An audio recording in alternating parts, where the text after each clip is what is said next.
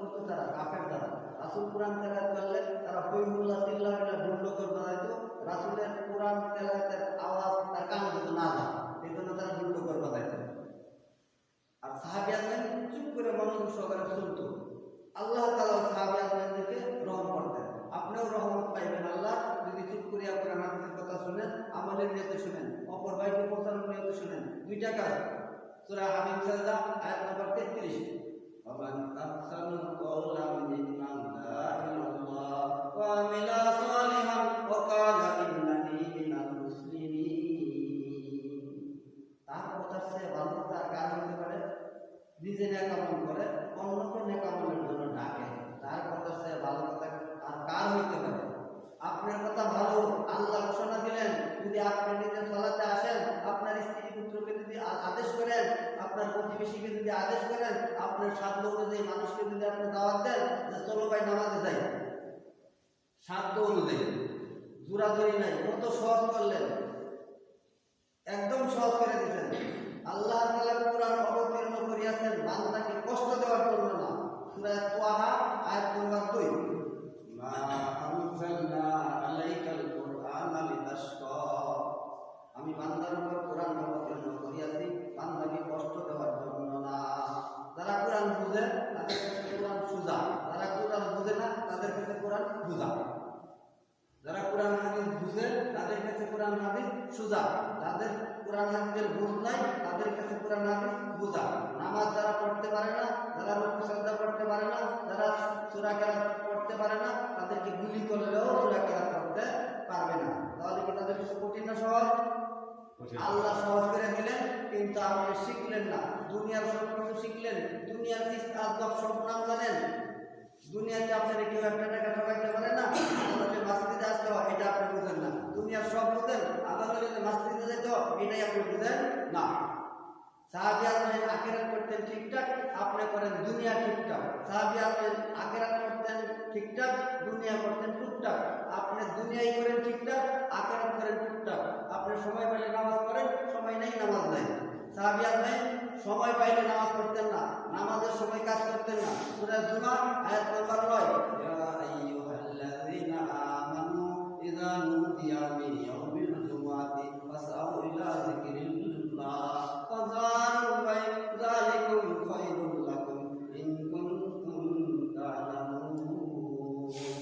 ক্রয় বিক্রয়, লেনাদেনা, ব্যবসা বাণিজ্য বন্ধ করা যাবে না, হারাম ঘোষণা দিলেন আল্লাহ। এবার দেখেন 9 নম্বর আয়াতে হারাম করলেন, ঘোষণা দিলেন করা যাবে না।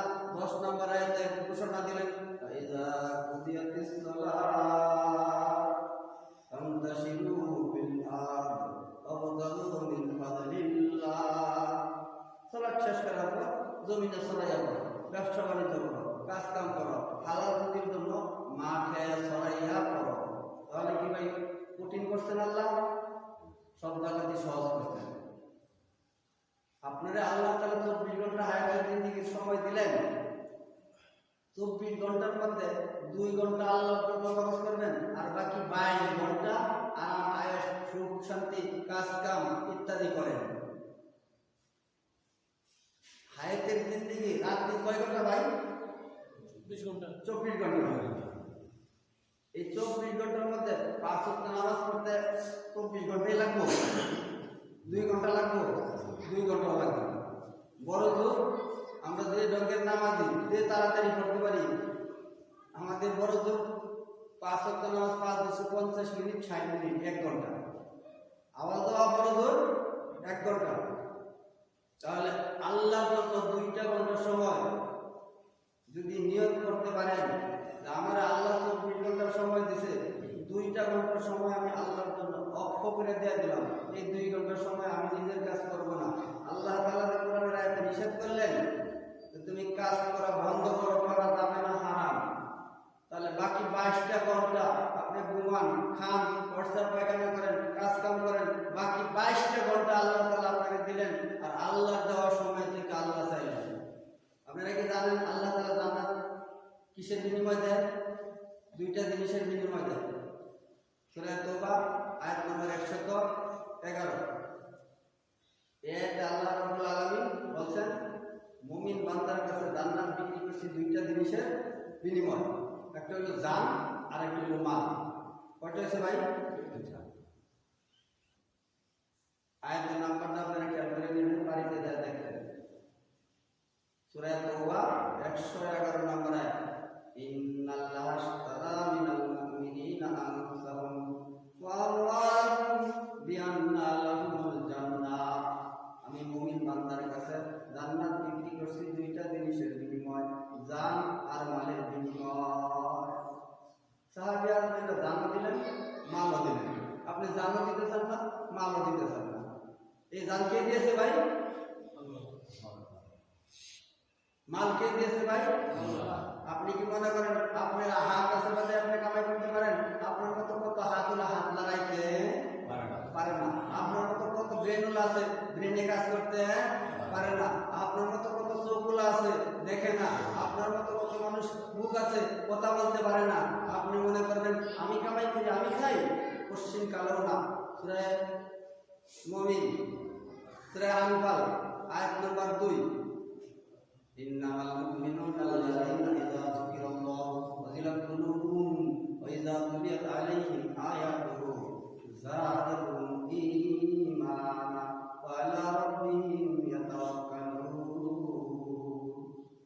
মুমিন ব্যক্তি বস্তুর উপর ভরসা করতে পারে না। মুমিন একমাত্র ভরসা করবে আল্লাহর উপর।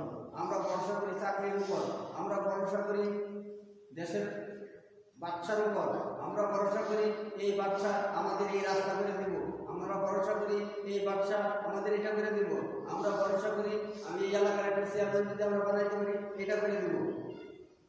ভরসা করি কি করি না? এই আয়াতে নিষেধ করলেন তুমি ব্যক্তি বস্তুর উপর ভরসা করিও না, শুধু একমাত্র ভরসা করবা আল্লাহর উপর। যে ব্যক্তি আল্লাহর উপর ভরসা করে, যে ব্যক্তি আল্লাহর উপর তাওয়াক্কুল করে, ওই ব্যক্তিকে আল্লাহ তাআলাই যথেষ্ট। আর যে ব্যক্তি আল্লাহ তাআলার উপর ভরসা করে না, ওই ব্যক্তিকে আল্লাহ তাআলা যথেষ্ট নয়। ওই ব্যক্তিকে আল্লাহ তাআলা যা দরকার তা ঠিক মতো দেয় না। যে ব্যক্তি আল্লাহর উপর ভরসা করে, ওই ব্যক্তির জন্য আল্লাহই যথেষ্ট। কিন্তু আমাদের আল্লাহর উপর ভরসা খুব কম।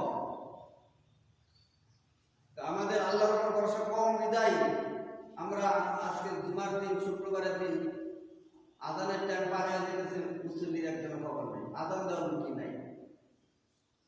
যাই হোক, আমরা যাই কিছু মানুষ আইছি, আজকের আলোচনা একটু শোনার পরে মানার চেষ্টা করবো। কোরআন হাদিসের আলোচনা শোনার পরে কেউ যদি পরিবর্তন হয়, নিয়ত করে, তওবা করে, আল্লাহ তাআলা ক্ষমা করে।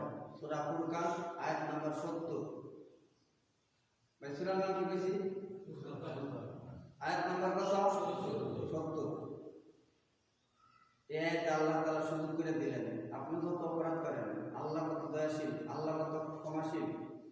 আল্লাহ ক্ষমা করে দিলেন, দয়া করলেন। এই আয়াতটা আপনি শোনার পরে মানার চেষ্টা করবেন। আপনারা ওযু করার পরে যদি ওযু ভেঙে যায়, নতুন করে ওযু করেন না? আবার ওযু করেন।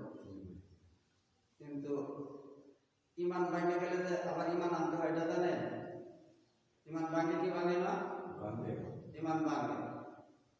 কারণ ইমান ভাঙার কারণ বলতে গেলে অনেকেই হয়তো মনে কষ্ট পাবেন, কিন্তু আসলে ইমান ভেঙে যায়। কারণ ইমান ভেঙে যায় কি করলে? সূরা নিসা আয়াত নম্বর 56 এই আয়াতে বলছে, ইন্নাল্লাযীনা কাফারু বিআয়াতি সাওফা নুসলিহিম নার।